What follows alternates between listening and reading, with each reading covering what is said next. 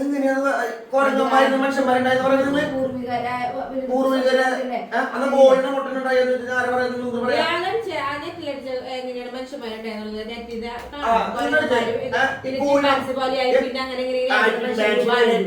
പണ്ട് പഠിച്ചതെല്ലാം നമുക്ക് പഠിക്കാനില്ലേ സിദ്ധാന്തങ്ങള്?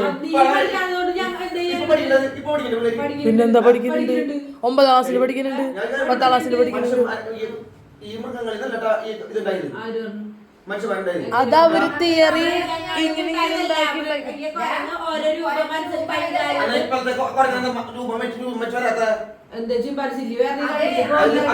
അതൊക്കെ വംശനാശം വന്നു പോയി.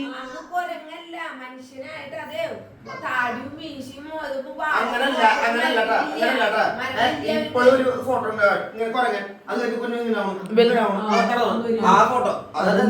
അതിപ്പോഴും ഉണ്ട്.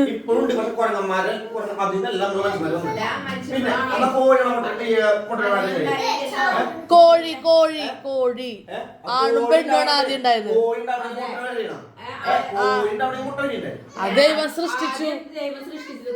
രണ്ടേണേനുണ്ടാക്കി, ആണിനെയും പെണ്ണിനെയും ഉണ്ടാക്കി.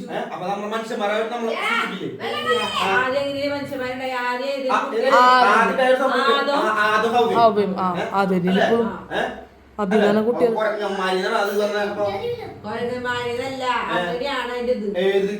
അവരാണ്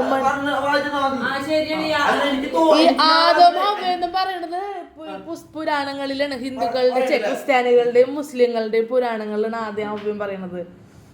ഹിന്ദുക്കളെ അറിയില്ല എങ്ങനെയാണ്. ഞങ്ങളുടെയിലും ഉണ്ട് ആദം ഉണ്ട്.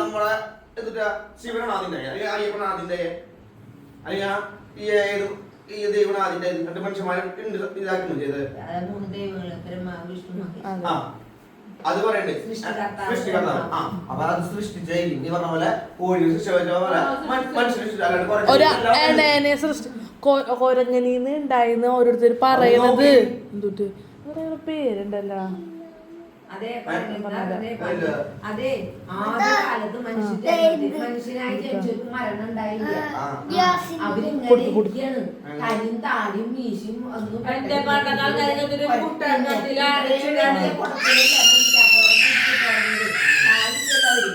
മരണമില്ല അവർക്ക്.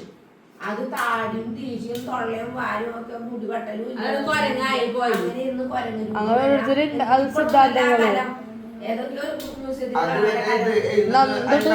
നന്നങ്ങാടി അന്നത്തെ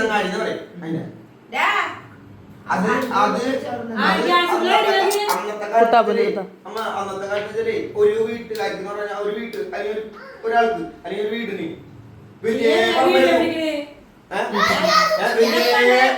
വലിയ പറമ്പായിരുന്നു. പക്ഷെ ഇപ്പൊ അത് ഒരാൾക്ക് കാണാൻ പറ്റുമോ? ഇല്ല. ജനങ്ങള് ഏറ്റവും കൂടുതൽ ജനങ്ങള് നമ്മുടെ ഇന്ത്യയിലാ.